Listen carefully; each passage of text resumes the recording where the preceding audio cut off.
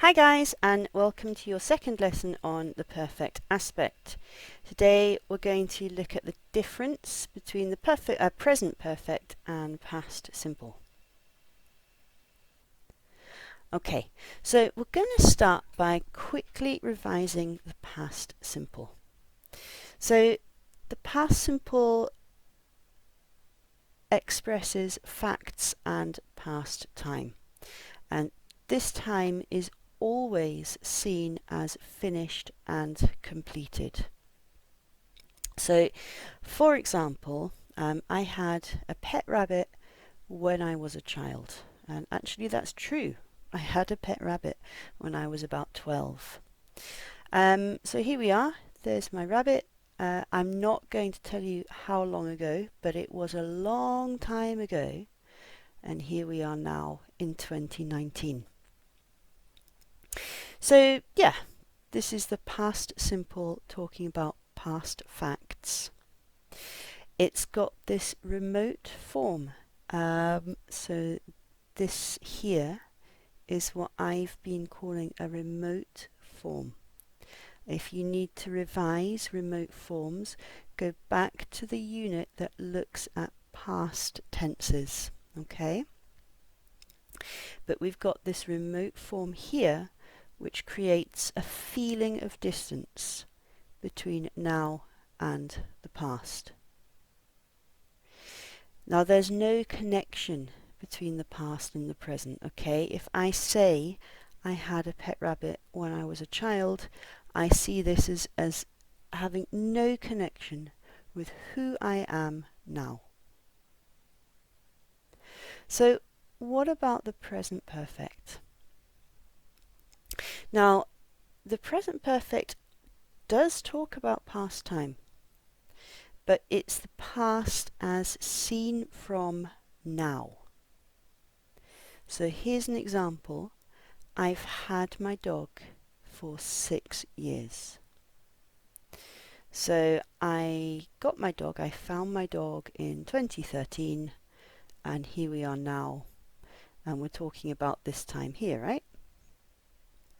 So I think this is where people get confused, perhaps, because sometimes we think of the present perfect as a past tense. And although it's a little bit strange with the name, it does kind of make sense because it does talk about past time, right? If we talk about 6 years, we are talking about 6 years in the past. However, we could think of it as a before now tense.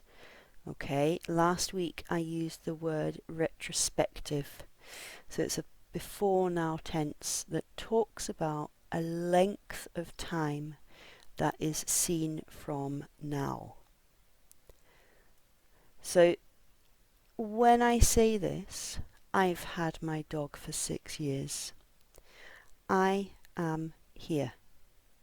My perception is here, and I am looking back at the length of time between 2013 and 2019, and I'm talking about all of this.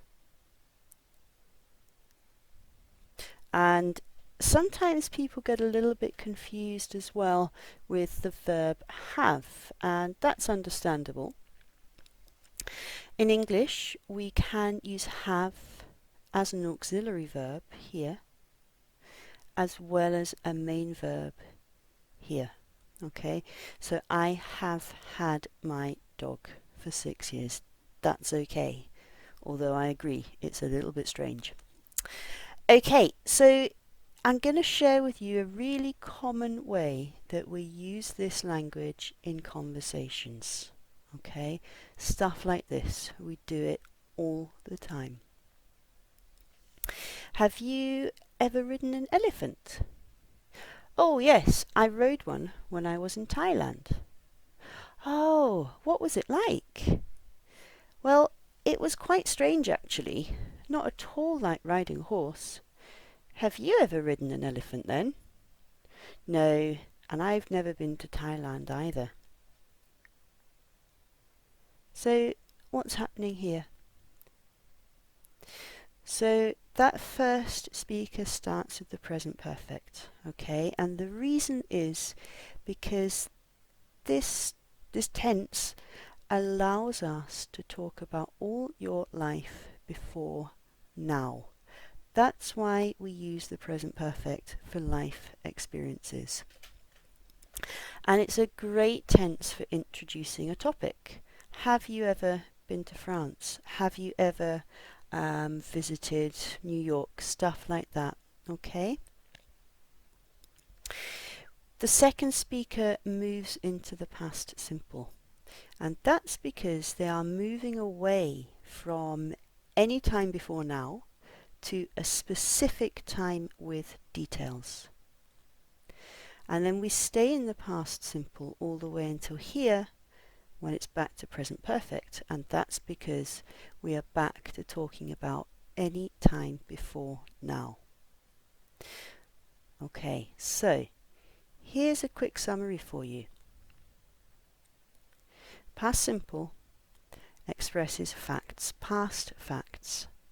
These are perceived as finished. So again, this word, if you don't remember this word, look in the units for past tenses and I explain that word there.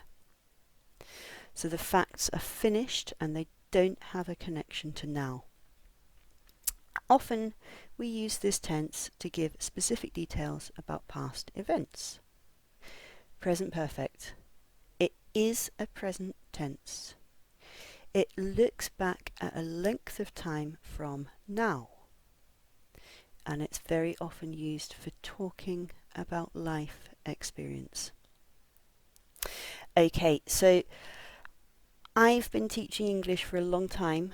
I've taught every level from beginner to advanced and everything in between, and I know that this area causes a lot of confusion for learners more or less at every level. Okay, and there's different reasons for that, but it's very important that you are patient with your progress.